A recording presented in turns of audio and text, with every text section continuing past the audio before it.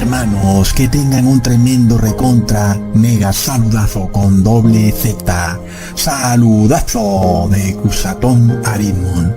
Bienvenidos a un nuevo video. Oremos hoy a nuestro Padre Eterno, Padre Santo. Te pedimos y te rogamos que llueva sobre nosotros la lluvia tardía y que seamos sellados con tu santo nombre en la frente para que podamos estar en el cielo cantando alrededor de tu trono. En nombre de Jesús. Amén. Bueno, hermanos, este video va a estar contundente, hermanos, y tremendo. Y nosotros de nuevo vamos a probar que esta fecha 2031, como el año en el cual Jesús ya ha tenido que venir aquí a esta tierra, por supuesto él no va a tocar la tierra, pero ha tenido que venir en las nubes a rescatar a su santo pueblo y llevárselo a la santa ciudad en el cielo, pero él no tocará la tierra, eso está claro. Sin embargo, hermanos, en este video les voy a probar que esta fecha del 2031 es contundente. Y antes de dar las muchísimas pruebas que voy a dar, porque este video está larguito, pero es que era necesario, hermanos, quiero aclarar que este video no tiene por objetivo que tú dejes todo tirado y que de repente te envuelvas en la bandera de una cierta experiencia religiosa en donde no vas a hacer nada más sino orar y orar y orar. Y no es de ninguna manera lo que la palabra nos declara. Inclusive cuando leemos el cuarto mandamiento dice: 6 días trabajarás y al séptimo día reposarás. Ok, este video no tiene ese objetivo, sino el objetivo de que tú te arrepientas totalmente y empieces a guardar toda la ley de Dios, porque te das cuenta ahora que Jesús viene antes del 2031 y lo voy a probar bíblicamente y va a ser contundente. Y este mensaje no lo vas a escuchar en ninguna iglesia, porque desafortunadamente todo el sistema religioso cristiano hoy la Biblia lo declara como Babilonia. Es un sistema religioso corrupto. Es desafortunado, pero es la verdad, y alguien tiene que decirla a pesar de que le duela mucho a los curas y pastores, pero es la realidad y punto. Así que, hermanos, no olvidemos también que son precisamente los pseudo cristianos los que más enfurecen cuando nosotros decimos que Jesús viene antes del 2031. No olvidemos eso. Y yo pregunto, ¿por qué se tienen que molestar? ¿Ok? Luego ellos sacan este versículo de Mateo 24, versículo 36. Pero el día y la hora nadie sabe, ni aun los ángeles de los cielos, sino solo mi Padre. Y cualquiera que sepa leer, está leyendo claramente que se dice el día y la hora. En ninguna parte estamos leyendo el año, ¿ok? Es el día y la hora lo que nadie sabe. Pero el año, hermanos, el año está claro en la palabra de Dios. Y yo se los voy a mostrar en este video, ¿ok? Entonces, es a través de la palabra de Dios que vamos a llegar a este conocimiento, hermanos. No es a través de lo que diga Cusatón, ¿ok? Y esto va a ser contundente. Sí podemos saber el año. Ahora, con todo y eso, hermanos, nosotros sabemos que a la final lo más importante es estar cuidadosos de cuándo se pasará una pena de muerte para obligar a todas las personas a recibir el número, el nombre o la marca de la bestia. O aún estos 3 decretos, ¿cuándo se pasarán? Porque ya vimos que en el 2020 se pasó el primero. Pero faltan aún esos otros 2 decretos. Y luego, si tú a la final recibes alguno de esos 3 mandatos, pues de nada te va a servir que tú sepas cuándo viene Jesucristo en su segunda venida. Porque de todas formas ya estás perdido, como lo dice claramente el tercer ángel del Apocalipsis. Dice muy claro que cualquiera que reciba alguno de esos 3 mandatos va a ser lanzado al lago de fuego. Entonces, a la final, hermanos, de nada sirve que tú sepas exactamente cuándo viene Jesús, si luego tú no te arrepientes y te dedicas a esperar a ver que veas algún rastro de Jesús brillando en los cielos, porque ese es un gravísimo error, porque luego están estas 3 crisis o 3 decretos o mandatos en donde el pueblo de Dios de alguna manera va a ser probado a ver si es realmente fiel a Dios. Y luego ya vemos que podrás saber muy claramente cuándo viene Jesús, pero si recibes alguno de esos 3 mandatos, o si los obedeces más bien, sea gustosamente o sea a la fuerza, pues estás perdido. Y luego también viene una pena de muerte para aquellos que no se deciden o que están por ahí, como que no saben si están con Dios o no, es decir, como que no se arrepienten aún, pues va a venir una pena de muerte para que se decidan a ver, o van a estar con Dios o van a estar con este sistema babilónico corrupto que el Apocalipsis nos revela muy claro. Entonces, hermanos, nosotros vemos que el conocimiento de la segunda venida de Jesús en cuanto al año nos revela los 4 eventos que tienen que ocurrir para que finalmente venga Jesús a la tierra, y esto nos da prueba clarísima de que esto va a ocurrir de forma rápida. Esto no va a durar 10 años, 20 años, no, hermanos. Y aún puede durar mucho menos de 5 años. Es decir, esto se puede desatar muy, pero muy rápido. Y estos 4 eventos de los que estoy hablando son, primero, que las naciones se enfurecen. Es decir, hay como que una molestia a nivel global en cada país. Las personas salen a las calles enfurecidas a marchar en contra de su gobierno o en contra de esto o de aquello, y las personas están protestando por una cosa y por la otra, ¿ok? Esto está clarísimo en Apocalipsis 11, versículo 15 al 18. El séptimo ángel tocó la trompeta y hubo grandes voces en el cielo que decían: los reinos del mundo han venido a ser de nuestro Señor y de su Cristo, y Él reinará por los siglos de los siglos. Y los 24 ancianos que estaban sentados delante de Dios en sus tronos se postraron sobre sus rostros y adoraron a Dios, diciendo: te damos gracias, Señor Dios Todopoderoso, el que eres y que eras y que has de venir, porque has tomado tu gran poder y has reinado, y se airaron las naciones. Ahí está el detalle. Y tu ira ha venido, y el tiempo de juzgar a los muertos y de dar el galardón a tus siervos los profetas, a los santos y a los que temen tu nombre, a los pequeños y a los grandes, y de destruir a los que destruyen la tierra. Hermanos, entonces la palabra nos revela este enfurecimiento de las naciones como una señal clara de la segunda venida de Jesús. Y esto lo empezamos a ver en el 2019. Nosotros vimos cómo de repente en Sudamérica, sobre todo en Chile, se desató un malestar social, y luego también lo vimos claramente en el Capitolio en Estados Unidos en el 2020, aunque igual esto está ocurriendo a nivel global, porque también lo hemos venido viendo en Francia, por diferentes razones. Cuando no es una cosa es la otra, entonces es lo mismo. Es el concepto de las naciones enfureciéndose, ¿ok?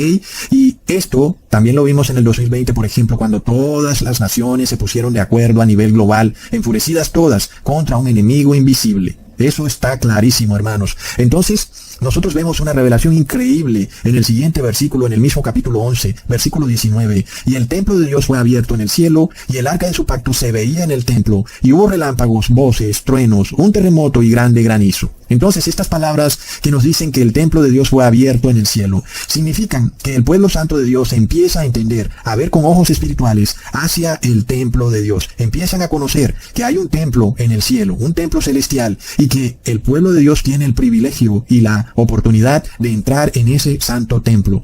Y este es el lugar más sagrado de todos los templos o de toda construcción o entre los cielos y la tierra. Este templo celestial es el lugar más sagrado para que el pueblo de Dios se encuentre con su Rey y con su intercesor, que es Jesucristo. Y sobre todo, este templo tiene 2 lugares. Uno que se llama lugar santo y el otro se llama lugar santísimo, tal y como se construyó por Moisés en el desierto, cuando él hizo ese templo terrenal a la figura y sombra del celestial. También Moisés lo construyó, dividido en 2 secciones.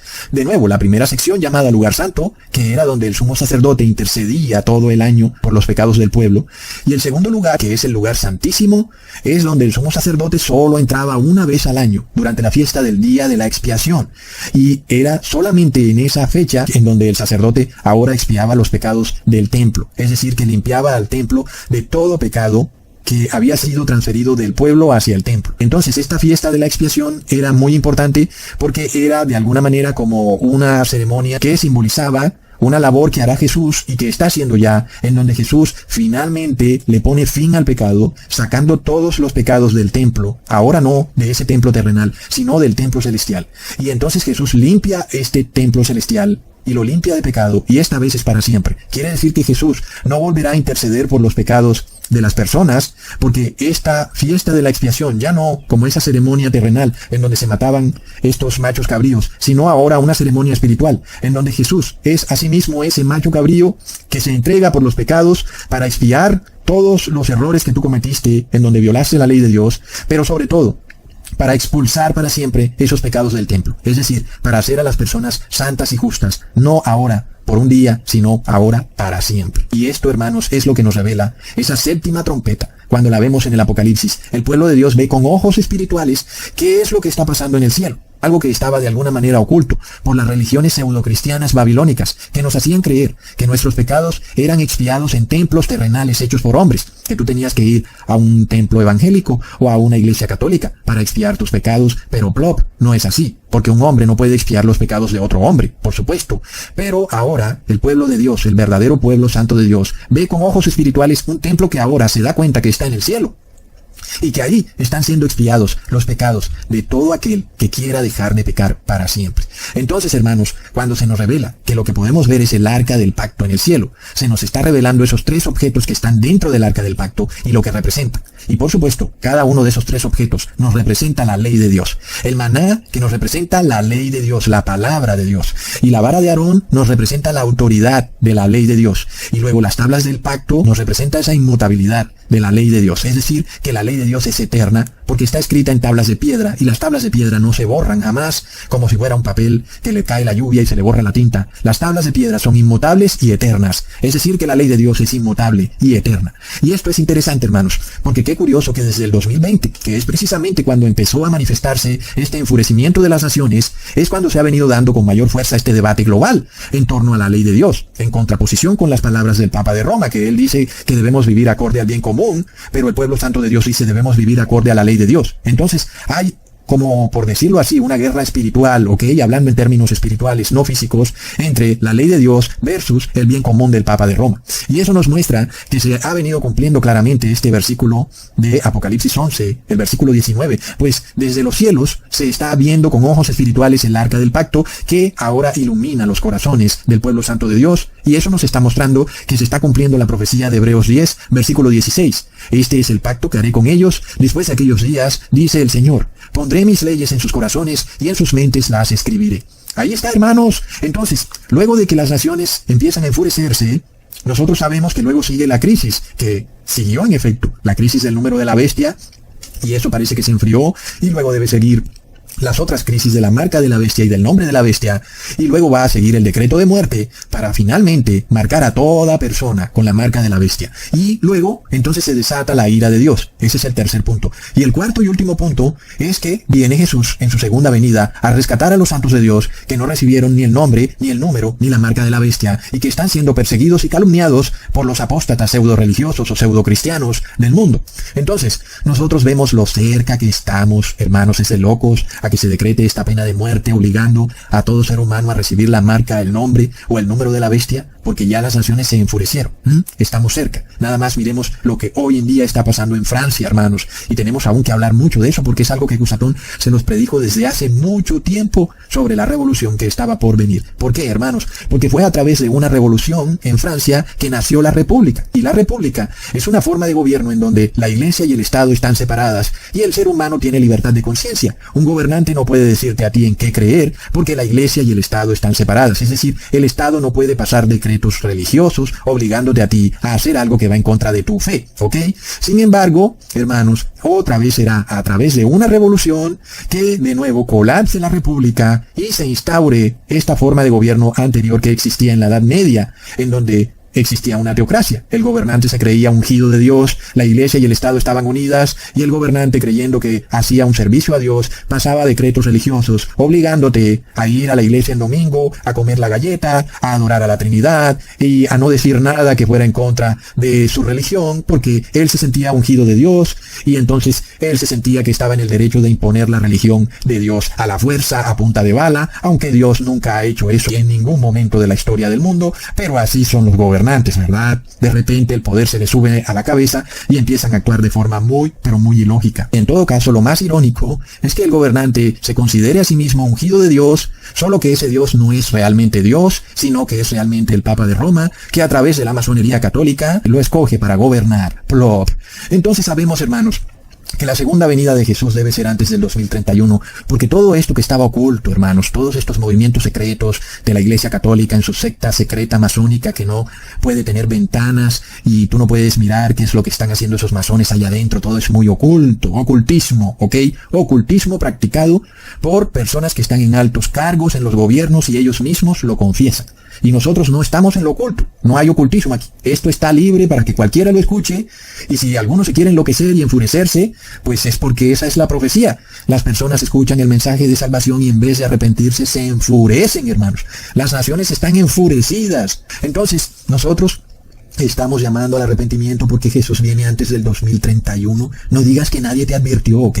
Y como punto de referencia, nosotros vamos a leer la Biblia, hermanos, para que no sea que alguien diga que fue Cusatón el que puso la fecha, hermanos. Porque ustedes van a ver lo certero y claro que esta fecha está en la Biblia, y aunque se muerdan los dientes, porque según ellos nosotros no podemos establecer un año para la segunda venida de Jesús, pues ya vemos que la Biblia lo establece y no va a ser un capricho de Cusatón Arismon, sino que lo vamos a probar bíblicamente. Leamos en Oseas capítulo 6, versículo 2. Nos dará vida después de 2 días. En el tercer día nos resucitará y viviremos delante de él.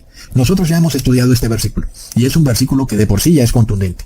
Sabemos que un día en la palabra de Dios son como 1000 años, y 1000 años son como un día. Es decir que la palabra nos dice que el pueblo de Dios estará viviendo en esta tierra durante 2 milenios. En el tercer milenio, el pueblo de Dios será rescatado por Jesús. Los muertos, que son santos, serán resucitados, y los vivos, que son santos, serán rescatados. Y esto debe ocurrir justo en el tercer milenio. Y de nuevo, podemos hablar de 3 días como este tiempo en el que el pueblo de Dios está aquí en la tierra, esparciendo y predicando la palabra de Dios, o como lo dice el profeta Oseas, que lo divide en 2 días y luego tercer día. Es lo mismo, hermanos, y de nuevo lo voy a probar en el transcurso del video. Pero también haciendo la aclaración de que también cuando se habla en la Biblia de años, también se hace referencia a días, y también podemos hacer la regla de 3, de que un día son como 1000 años para Dios y 1000 años son como un día. Porque cuando se habla de años, también se habla de días. Leamos en Números 14, versículo 34. Conforme al número de los días, de los 40 días en que reconocisteis la tierra, llevaréis vuestras iniquidades 40 años, 1 año por cada día, y conoceréis mi castigo. Entonces, es lo mismo, ¿ok? Nosotros podemos también mirar simbólicamente, cuando se habla de años, podemos hablar de días y luego de milenios, porque la Biblia nos los está revelando. La Biblia se explica a sí misma. Entonces, hermanos, nosotros vemos lo que se nos dice en Hechos, capítulo 27, versículo 19. Y al tercer día, con nuestras propias manos, arrojamos la carga muerta, los aparejos, los objetos de la nave. ¡Wow, hermanos! Hermanos, es de locos. ¿Qué es lo que vamos a tener que hacer muy pronto? Vamos a tener que deshacernos de muchas posesiones materiales, como muebles, objetos que atesoramos, relojes, no sé, cualquier cosa que sea una carga. Y esto nos los está revelando la palabra de una forma tremenda, porque en realidad estos objetos que a veces vemos como bendiciones, que vemos que son como un estilo de vida en donde el evangélico dice que es bendición de Dios, pero la palabra de Dios nos dice que son cargas, y cargas que no te van a dejar llegar a la salvación. Y por eso vamos a llegar al punto en que tendremos que arrojarlas como la única manera para salvarnos, arrojarlas fuera con nuestras propias manos, hermanos. Es impresionante, hermanos, es de locos. El apóstol Pablo iba en un barco que de repente estaba a punto de hundirse y todos iban a morir. ¿Cuál fue la revelación, hermanos? Para salvarse tenían que arrojar todas las pertenencias al mar, todo lo que el hombre considera como riqueza, y lo cual era además el objetivo del viaje, transportar riqueza, pues todo tenían que arrojarlo al mar, y de esa forma se salvarían. ¿Acaso esto es una coincidencia de lo que está a punto de ocurrir, hermanos? Que muy pronto tendremos que despojarnos de nuestros bienes materiales. Y esto, hermanos, a la final es algo que se cae de su propio peso, porque si vamos para la santa ciudad, a la final, ¿qué hacemos con todas estas posesiones? Sean muebles o sean camas o lo que sea, hermanos. A la final, ¿qué hacemos con eso? Si vamos a la santa ciudad. Y la otra coincidencia es que esto ocurre al tercer día. Y ya sabemos, hermanos, para nosotros el tercer día se cumple en el tercer milenio, que empieza en el 2031. Esto no tiene vuelta de hoja. Ya les he probado que el primer milenio empezó en el 31 después de Cristo, acabó en el 1031, donde empezó el segundo milenio, y el tercer milenio empieza en el 2031, donde acabó el segundo milenio, ¿ok? Entonces, para nosotros el tercer día empieza en el 2031, es decir, es aproximado en todo caso, debe ser antes del 2031, ¿ok? Porque también sabemos que los días serán acortados. Y por eso sabemos que antes del 2031, en algún momento, vamos a tener que arrojar afuera toda la carga muerta, todo lo que llevamos en este barco por esta vida, hermanos. Eso es una coincidencia tremenda. Y el apóstol Pablo nos revela que si él no hubiera hecho eso y la tripulación, pues no se hubieran podido salvar. ¿Acaso se nos está queriendo decir algo, hermanos? Es de locos, ¿ok?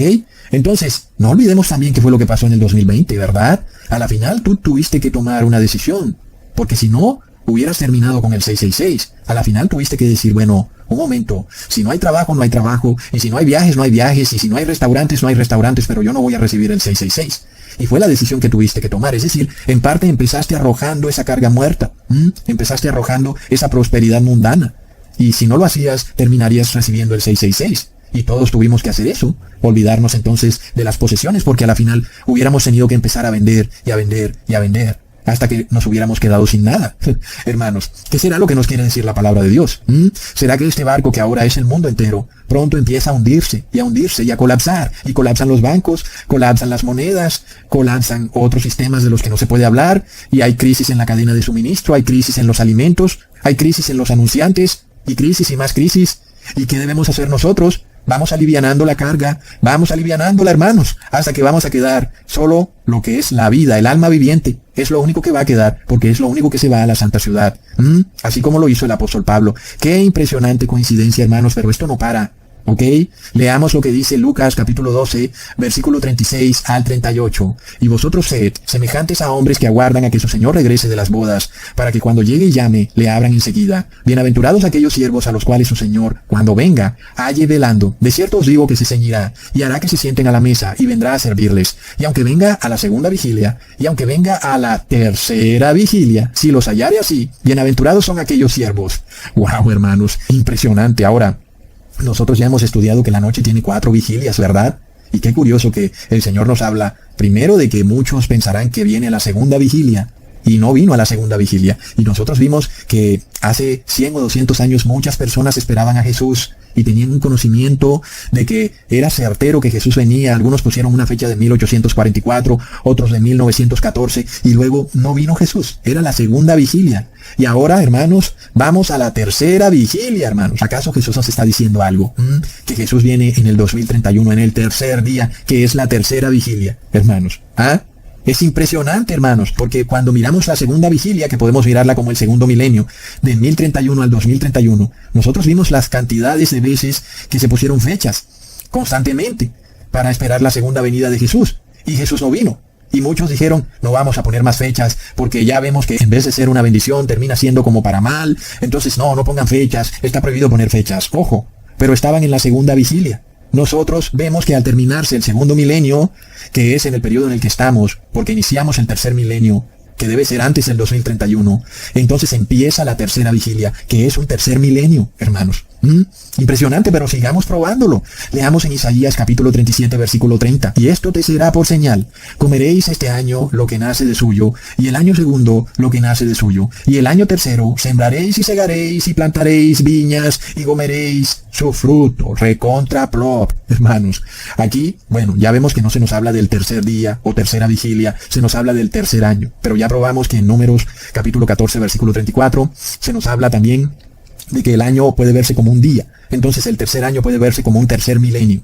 Entonces de nuevo vemos una tremenda coincidencia, porque aquí, hermanos, se nos dice que en el tercer año la tierra dará sus primeros frutos. La tierra será cultivada, es decir, que el pueblo santo de Dios se pondrá manos a la obra para guardar la ley de Dios y va a dar frutos de santidad. Eso es lo que hacen los 144,000. Y es de lo que nos habla el apóstol cuando leemos en Santiago capítulo 5, versículo 7. Por tanto, hermanos, tened paciencia hasta la venida del Señor. ¿Hasta cuándo, hermanos? Hasta la venida del Señor. Mirad cómo el labrador espera el precioso fruto de la tierra, aguardando con paciencia hasta que reciba la lluvia temprana y la tardía.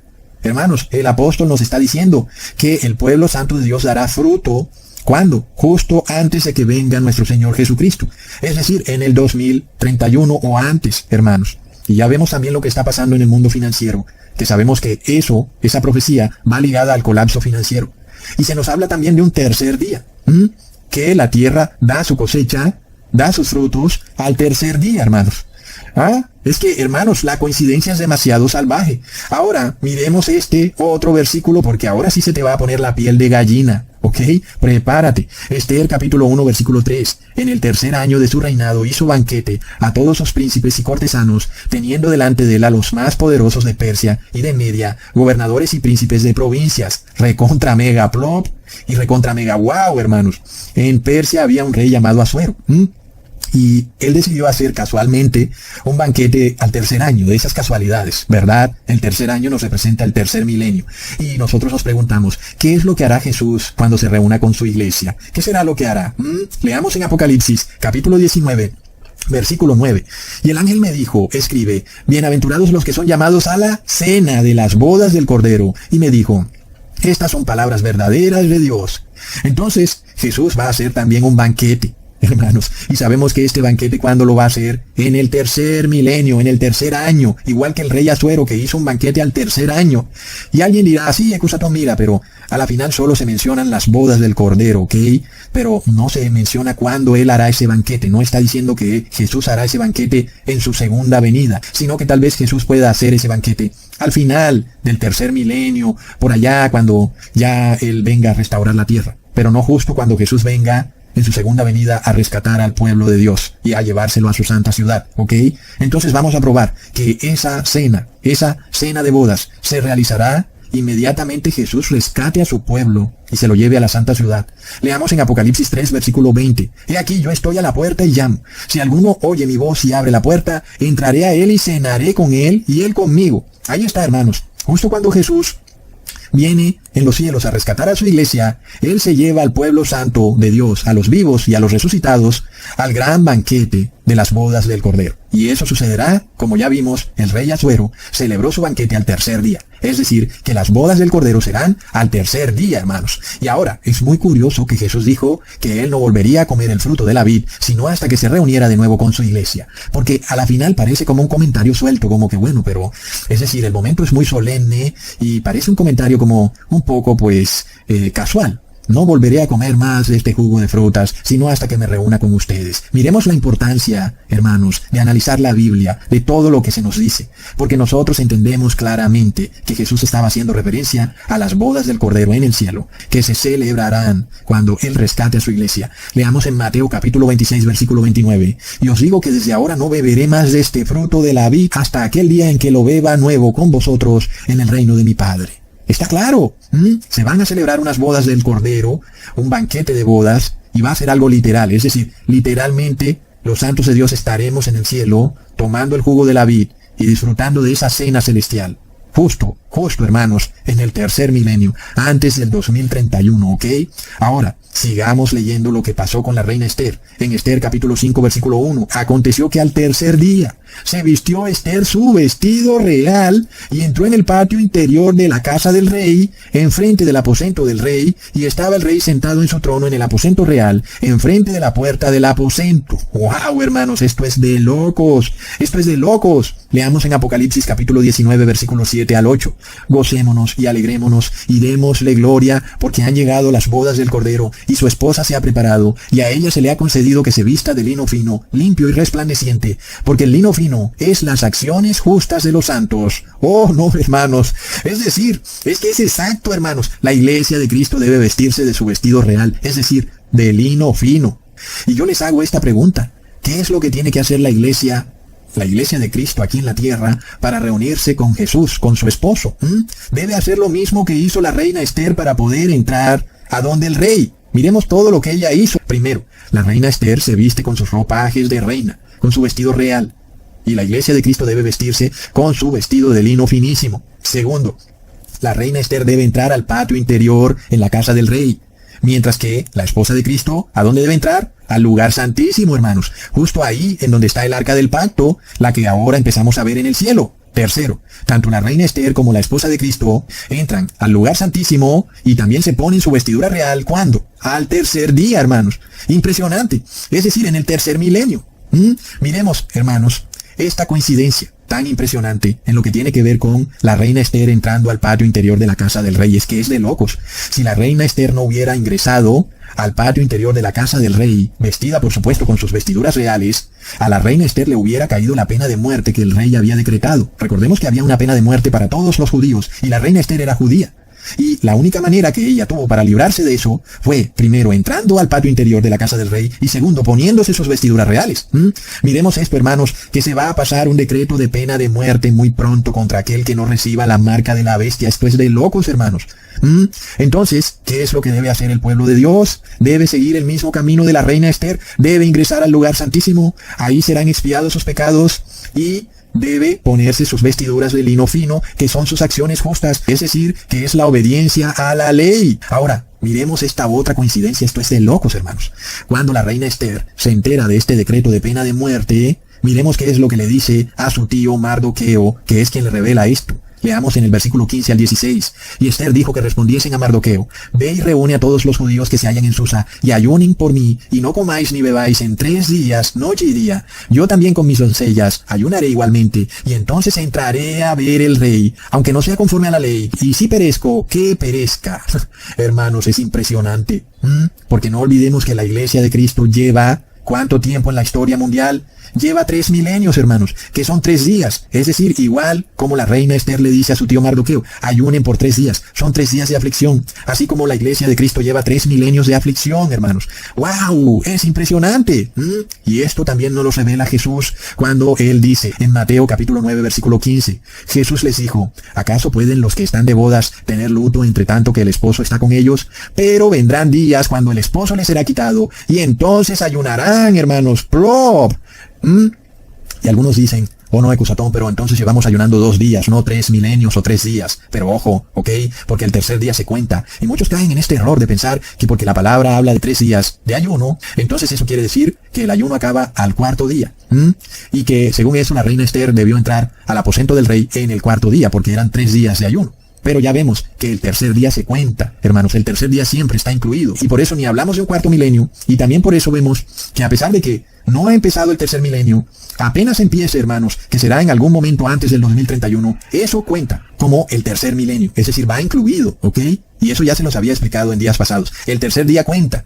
Y esto se nos confirma totalmente porque la misma palabra nos está revelando que la reina Esther ingresa al aposento del rey al tercer día. Porque alguien diría que eran 3 días de ayuno, debió haber ingresado al 4.º día. Pero el tercer día se cuenta. Asimismo, también pasa cuando Jesús dijo que él estaría muerto por 3 días. Y muchos pensaron entonces, bueno, entonces Jesús resucita al 4.º día. Pero no, porque el tercer día se cuenta. Y Jesús resucita entonces al inicio del tercer día, y aún entonces el tercer día se cuenta, aunque no pasó todo el día, sino que Jesús resucitó temprano de mañana. Leamos en Marcos capítulo 16, versículo 9. Habiendo pues resucitado Jesús por la mañana, el primer día de la semana, apareció primeramente a María Magdalena, de quien había echado 7 demonios. Ahí está. Aunque no tuvo que transcurrir todo el día del tercer día, el tercer día se cuenta. Entonces, hermanos, miremos, esto es tremendo, ¿ok? Que fue lo que acabamos de ver desde el 2020. Nosotros vemos el arca del pacto en el cielo, que nos simboliza ese patio interior de ese rey Asuero, ¿ok? Es impresionante, hermanos. Entonces ahora nosotros tenemos que entrar en el lugar santísimo, y lo hacemos ¿cuándo? En el tercer día, hermanos. ¡Plop! Ahora, miremos esta otra coincidencia, hermanos, es de locos. No es acorde a la ley que entremos en el lugar santísimo. No es acorde a la ley. Y miremos lo que dice también la reina Esther.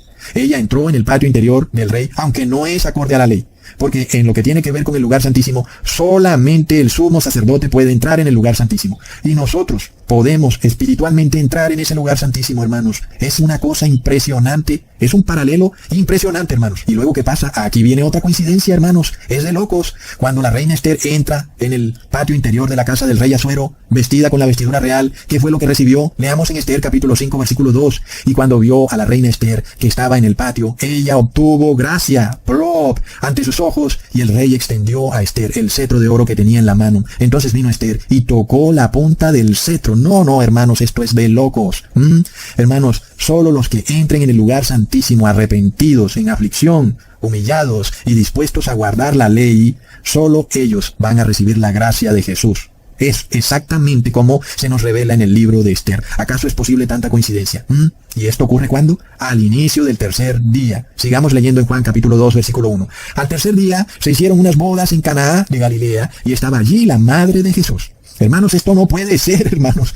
¿Acaso es posible que se repita otra coincidencia de estas? Miremos esto, hermanos. Jesús va a una fiesta en la región de Canaá, en Galilea, y hay unas bodas. Y resulta que Jesús hace un milagro. Él transforma el agua en vino. Pero ojo, no cualquier agua. Y ojo, ¿cuándo ocurre esto? Al tercer día. Entonces, aquí está lo curioso, hermanos. Pongan atención, porque el agua que usó Jesús era un agua que estaba bajo un rito de purificación. Es decir, que no era agua corriente, ¿ok? No fue que echaron la olla al río y trajeron agua, no. El agua estaba sometida a la purificación, hermanos. Leamos en Juan capítulo 2, versículo 6. Estaban allí 6 tinajas de piedra para agua, conforme al rito de la purificación de los judíos, en cada una de las cuales cabían 2 o 3 cántaros. Es decir, hermanos, que el jugo de uva que Jesús preparó partió de un agua purísima, ¿ok? Miremos esto, porque entonces el jugo de uva que Jesús preparó, que en la palabra de Dios es llamado vino, era un vino purísimo. Por supuesto, no era un vino fermentado, porque lo que es fermentado tiene bacterias, sino que era un jugo de la vid purísimo. Hermanos, es que esto es una coincidencia de locos. ¿Qué es lo que ha estado ocurriendo en el tercer día? justo antes del 2031. No olvidemos que el vino representa en la Biblia una doctrina. Los judíos, en los tiempos de Jesús, venían recibiendo una doctrina de parte de sus líderes religiosos, que eran fariseos o saduceos, pero era una doctrina contaminada. Era un vino como que inmundo, un vino que estaba un poco sucio, ¿ok? Pero ahora Jesús produce un nuevo vino, que parte ¿de dónde? De un agua purísima. Es decir, que nos representa ese jugo de la vid, una doctrina purísima. Entonces, hermanos, esto hace referencia a la doctrina de Jesús versus la doctrina de los fariseos. Hermanos, y luego que ha venido ocurriendo antes del 2031, es que es de loco, un hecho histórico. Las personas han venido conociendo una doctrina purísima que ha venido predicando Ecusatón Arismon para la gloria de Dios, ¿ok? No tomo para mí la gloria. Todo ha sido gracias a Dios, ¿ok? Entonces, este vino puro que ustedes han venido recibiendo representa la palabra de Dios pura y sin mezcla. Hermanos, qué coincidencia tan tremenda, porque ahora miremos lo que ocurrió con el Maestre Sala. Es una segunda coincidencia, porque así como el Maestre Sala bebió este vino purísimo que le dio Jesús, lo bebió en el tercer día, asimismo la iglesia verdadera de Cristo ha venido bebiendo este vino purísimo, que también se lo ha dado Jesús a través de Ecusatón Arismon, y lo ha recibido ¿cuándo? Justo al tercer día, hermanos. Recontra plop. Hermanos, más coincidencias. La tercera coincidencia es lo que le ocurrió al Maestre Sala cuando bebió el vino purísimo que le dio Jesús. Él lo comparó con el anterior vino fariseico y saduceo que venía bebiendo. Y, por supuesto, era un vino corrupto, sucio. Y de repente dijo, wow, ¿qué pasa? El vino nuevo es mucho mejor. Leamos en Juan capítulo 2, versículo 9 al 10, cuando el Maestre Sala probó el agua hecha vino, sin saber él de dónde era, aunque lo sabían los sirvientes que habían sacado el agua, llamó al esposo y le dijo, todo hombre sirve primero el buen vino, y cuando ya han bebido mucho, entonces el inferior, mas tú has reservado el buen vino hasta ahora. ¡Wow, hermanos!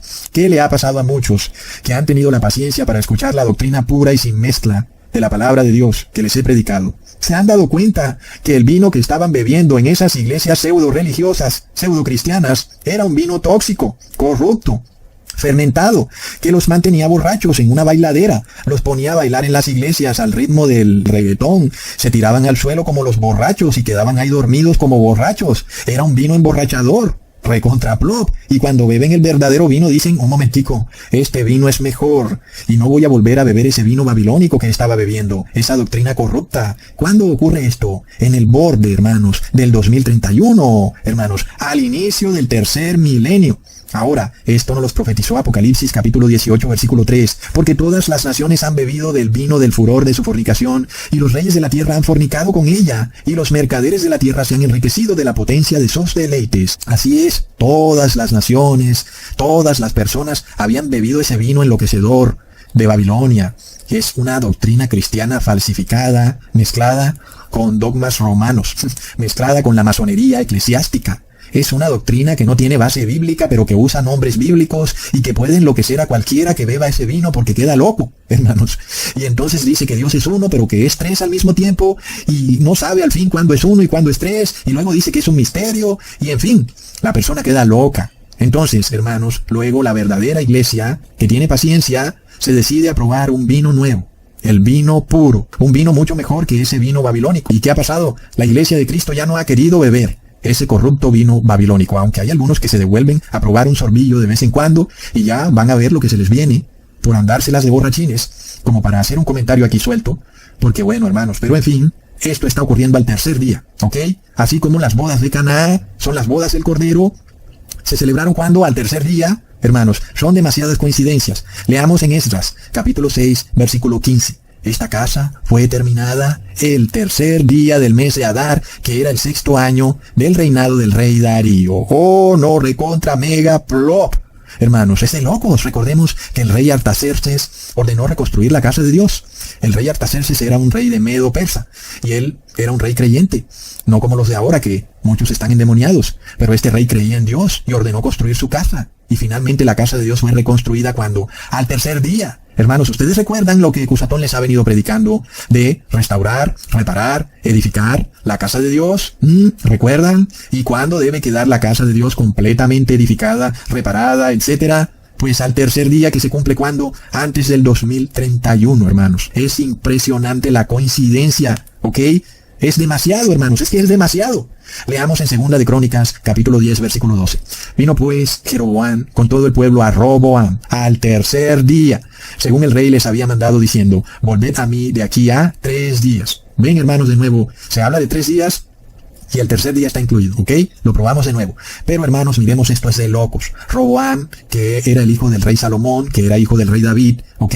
Entonces cuando muere Salomón, Roboam se hace rey, pero luego el pueblo está un poco molesto porque Salomón lo tenía sobrecargado con impuestos. Y entonces el pueblo le pide un poco de misericordia con tantos impuestos al hijo del rey Salomón, a Roboam. Y entonces él dice que lo va a pensar un poco, que vuelvan ¿cuándo? Al tercer día. Y esto es lo interesante, hermanos. El nombre de Roboam significa el pueblo de Dios se ha aumentado. ¡Wow, hermanos! Y por eso nosotros vemos el por qué han tenido que pasar 3 milenios para que Jesús vuelva. Porque el pueblo de Dios se ha aumentado, hermanos, hasta el punto que es una gran multitud. Leamos en Apocalipsis capítulo 7, versículo 9. Después de esto miré y he aquí una gran multitud, la cual nadie podía contar, de todas naciones y tribus y pueblos y lenguas, que estaban delante del trono y en la presencia del Cordero, vestidos de ropas blancas y con palmas en las manos. Esto es otra coincidencia, hermanos. Plop. Es decir, si no se te ha puesto la piel de gallina hasta esta parte del video, con este versículo de verdad que se te va a poner la piel no de gallina, sino como de avestruz. Leamos en Segunda de Reyes, capítulo 20, versículo 5. Vuelve y di a Ezequías, príncipe de mi pueblo, así dice Jehová, el Dios de David, tu padre, yo he oído tu oración y he visto tus lágrimas, y he aquí que yo te sano. Al tercer día subirás a la casa de Jehová. ¿Cuándo, hermanos? Al tercer día. Recordemos que Ezequías cayó enfermo de muerte, y Jehová le mandó a decir por medio del profeta Isaías que iba a morir. ¿Ok? Pero Ezequías se arrepintió y lloró, y Jehová lo escuchó y le agregó 15 años más de vida. Pero plop, ¿para qué decir luego que, mira, tranquilo, que al tercer día subirás a la casa de Jehová? ¿Ok? Lo interesante aquí es que en ese momento la casa de Jehová significaba el templo terrenal, el templo judío, el que fue construido a figura y sombra del celestial. Pero ahora para nosotros, que tenemos un entendimiento completo de la palabra, entendemos ahora que esta casa de Dios es ese templo en el cielo, en donde está esa arca del pacto que ahora vemos en el cielo.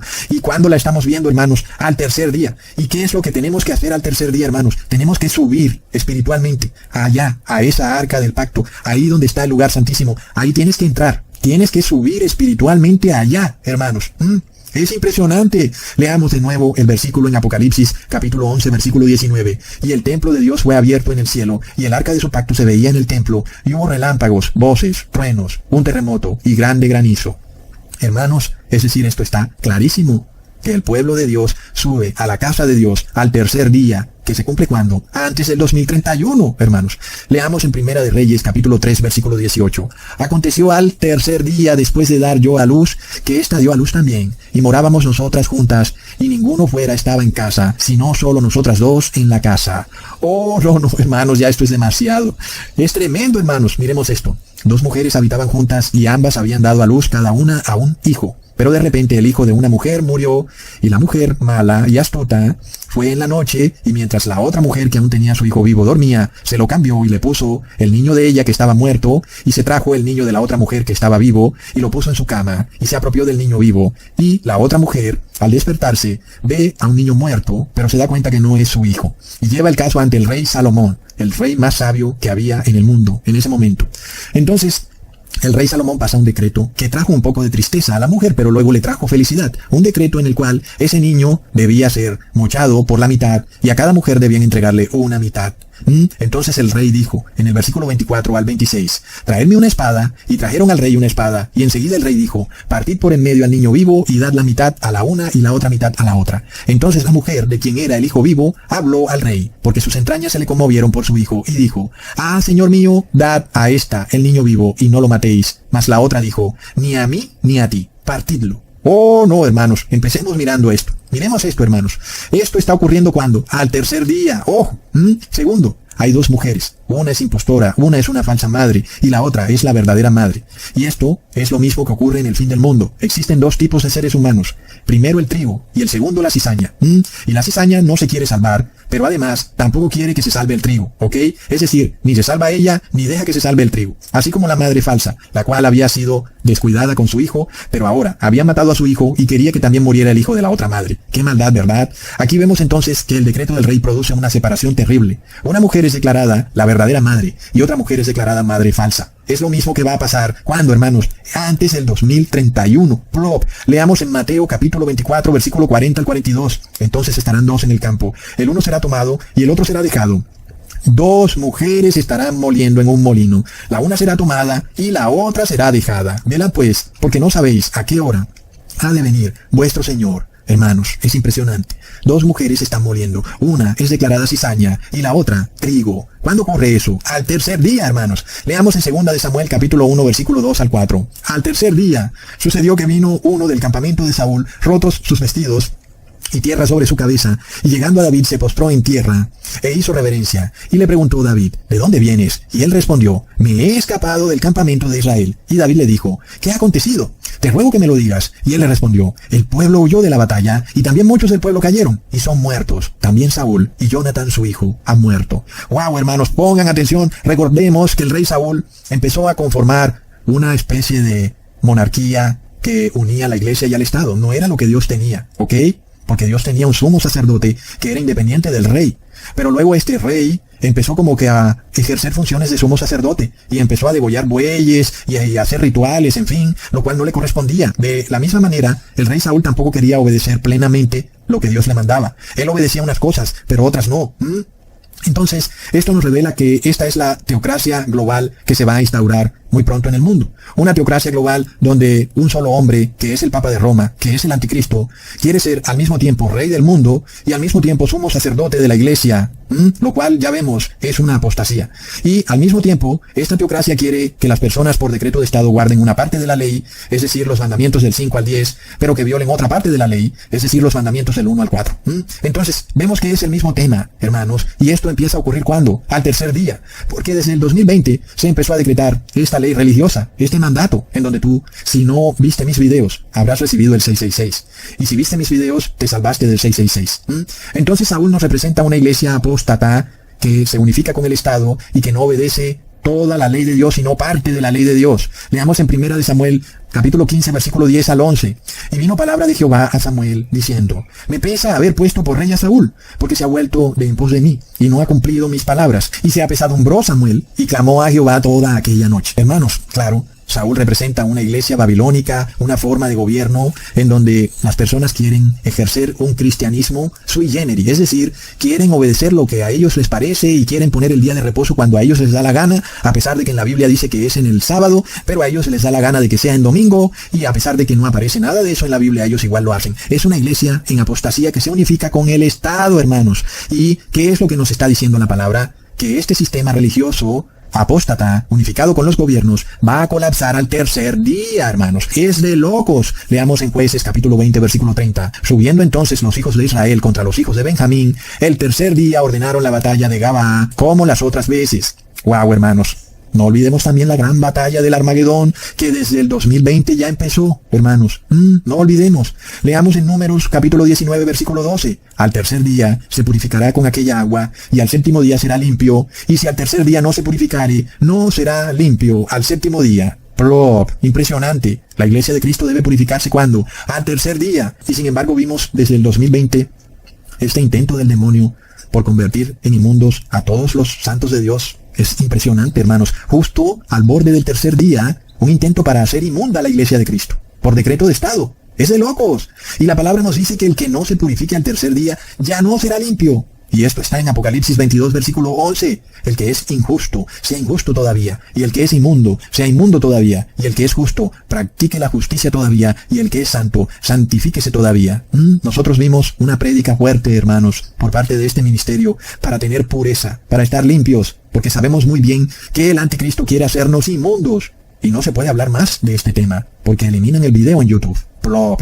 ¿Qué pasa? Sigamos leyendo en Levítico capítulo 19, versículos 5 al 7. Y cuando ofreciereis sacrificio de ofrenda de paz a Jehová, ofrecedlo de tal manera que seáis aceptos. Será comido el día que lo ofreciereis, y el día siguiente. Pero lo que quedare para el tercer día será quemado en el fuego. Y si se comiere el día tercero, será abominación, y no será acepto. Recontra mega plop, hermanos. Es decir, somos testigos de esto.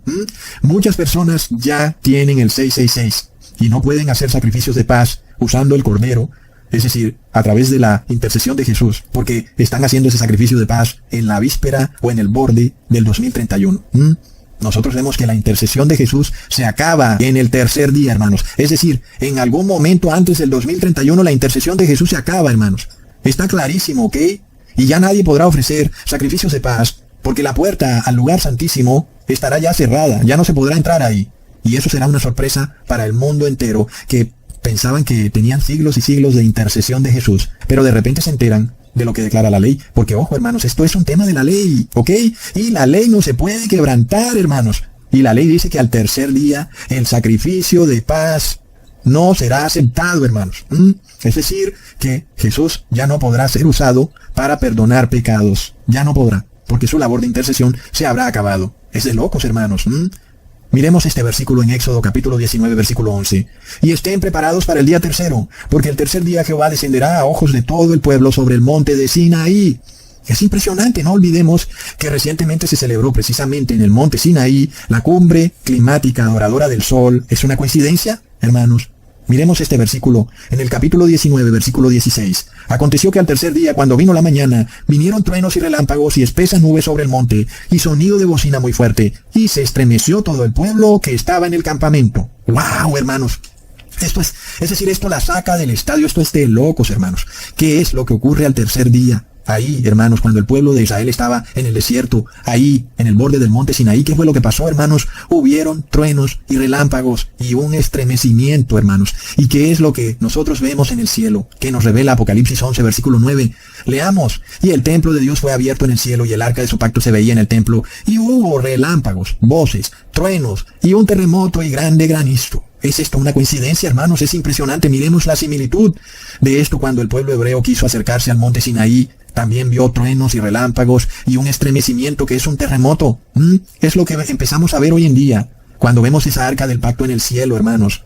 Es tremenda coincidencia, y ambas situaciones ocurren cuando, al tercer día, hermanos, para nosotros, justo antes del 2031.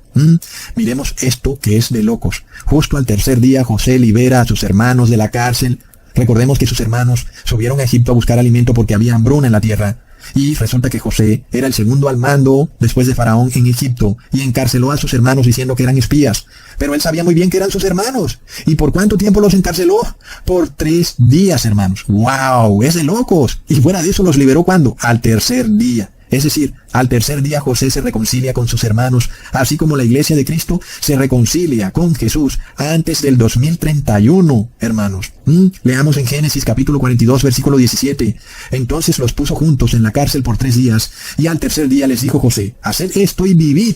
Yo temo a Dios. Si sois hombres honrados, quede preso en la casa de vuestra cárcel uno de vuestros hermanos, y vosotros id y llevad el alimento para el hambre de vuestra casa, pero traeréis a vuestro hermano menor, y serán verificadas vuestras palabras, y no moriréis. Y ellos lo hicieron ahí. Hermanos, nadie se puede inventar esto, ¿ok?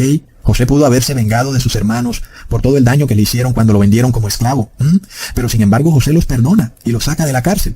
El hecho de que un hermano hubiera quedado en la cárcel no quiere decir que aún José estaba molesto con sus hermanos, sino que José quería traer a toda su familia a su casa en Egipto, porque sabía que solo con él estarían salvados de la terrible hambruna que venía al mundo. Hermanos, ¿acaso nosotros no vemos que todos tenemos que subir a esa arca que está en el cielo? Porque en este mundo va a haber una hambruna tan grande, hermanos, que si Jesús no acorta los días, ninguna carne quedará viva. Hermanos, se repite todo de una manera impresionante. Es algo de locos. Y recordemos que asimismo Jesús pudo haberse vengado por el daño que el ser humano le ha hecho a Jesús. Lo escupieron, lo golpearon, le dieron un palazo, lo colgaron en un madero, y Jesús pudo haberse vengado. Pero no, Jesús perdona al ser humano, porque cada ser humano que peca es un palazo que recibió Jesús, un escupitajo. Cada pecado que tú cometes es un palazo y un insulto que Jesús recibió ahí en el madero. Pero Jesús te perdona, así como José perdonó a sus hermanos. Pero ojo, todo esto sucede en el tercer día. Asimismo, finalmente Jesús se reconcilia con su iglesia en el tercer día, hermanos. Es decir, esto no puede ser casualidad. Es algo de locos, hermanos. Y ya para terminar, miremos estas coincidencias. Leamos en Génesis capítulo 31, versículo 21 al 22. Huyó pues con todo lo que tenía, y se levantó y pasó al Éufrates, y se dirigió al monte de Galaad. Y al tercer día fue dicho a Labán que Jacob había huido. Miremos esto, hermanos. Jacob estaba trabajando con su tío Labán, pero un día decide huir de la casa de Labán. Y resulta que Jacob huye cuando, al tercer día, hermanos. ¿Y qué es la coincidencia tan terrible que vemos aquí? Y es que Labán representa a Babilonia, porque Labán vivía en Babilonia, hermanos. Es decir, que Jacob huye de Babilonia. ¿Y cuándo huye Jacob de Babilonia? Al tercer día, hermanos. Es impresionante. Leamos en Génesis capítulo 28, versículo 2.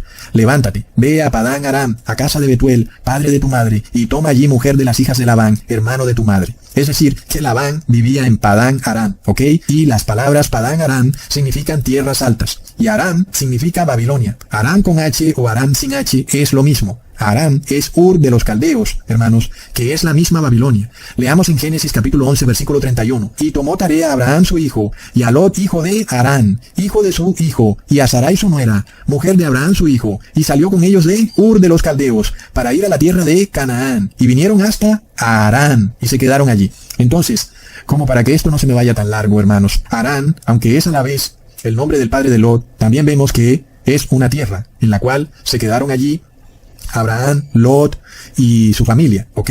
Pero todavía Harán hacía parte de Babilonia. Harán es la misma Ur de los Caldeos, hermanos. Es decir que cuando Jacob sale de la casa de Labán, Jacob está huyendo de Babilonia. Y eso ocurre al tercer día. Es un mensaje que coincide perfectamente con el mensaje del segundo ángel en Apocalipsis 18, versículo 4. Y oí otra voz del cielo que decía, salid de ella, pueblo mío, para que no seáis partícipes de sus pecados, ni recibáis parte de sus plagas. Hermanos, la separación absoluta del pueblo santo de Dios de Babilonia va a ocurrir muy pronto, antes del 2031. Va a haber una separación total, así como finalmente Jacob termina huyendo de Labán. Es lo que viene, hermanos. El pueblo de Dios sale huyendo de Babilonia. ¿Cuándo ocurre? Al tercer día, hermanos. Miremos esto. Hermanos, los pecados de Abraham son expiados cuando? Al tercer día. ¿Ok?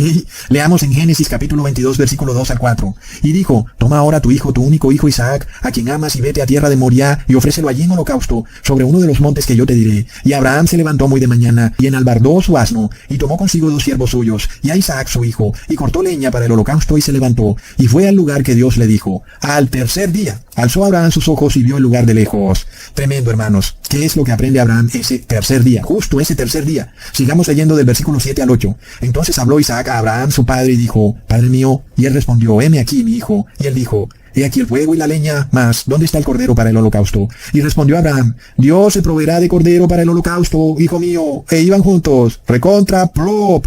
Justo cuando Abraham dudaba de cómo serían expiados sus pecados, porque Abraham había pecado, Abraham mintió muchas veces, y Abraham estuvo a punto de hacer que su esposa cayera en adulterio. Y finalmente Abraham se preguntaba, bueno, pero ¿cómo serán expiados mis pecados si luego la paga por el pecado es la muerte?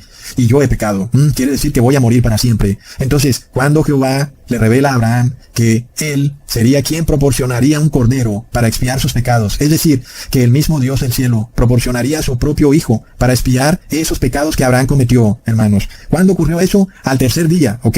Es decir, hermanos, que al tercer día se producirá la última intercesión por los pecados del último ser humano que quiso arrepentirse. Y luego se acabará la intercesión, es decir, antes del 2031, hermanos. Y finalmente, antes del 2031, entonces, viene Jesucristo a salvar a su iglesia. Es de locos. Y esto es una verdad clara y contundente, y el que no quiera aceptarla es porque no sabe leer, o porque ya no puede entender nada, porque el vino de Babilonia lo tiene demasiado borracho, o porque está demasiado endemoniado y no puede tolerar la voz de Cusatón, hermanos, porque es imposible que existan tantas coincidencias. Es imposible, hermanos. Y recordamos que la palabra de Dios es un libro estudiado por siglos, por milenios, por millones de personas, por diferentes culturas, con tantos mensajes distintos, porque cada cosa que hemos leído es un mensaje distinto para tantas personas. Y hoy, leyendo toda la palabra de Dios, podemos encontrar un mensaje tan preciso para nosotros que nos advierte que la venida de Jesús está a las puertas, porque la fecha está muy pero muy cerca, hermanos. Y no sabemos el día y la hora aún, pero lo vamos a saber porque ya sabemos lo cerca que estamos, porque Jesús debe venir antes del 2031. Es impresionante y no hay duda. Y lo más curioso es que el mundo entero no quiere conocer esta verdad. Antes, por el contrario, esta teocracia global de Saúl se desata y se enfurece mucho más, a pesar de que esta verdad que yo les predico está a un clic de distancia. Toda persona en su celular o en su casa, en su computador y aún en su televisor puede entrar y ver esta verdad a un clic, pero están viendo Netflix. Plop, hermanos, es de locos. Cada quien toma su decisión final, porque voltear la cabeza para otro lado cuando alguien está hablando es ignorancia voluntaria y es visto también como una terrible afrenta.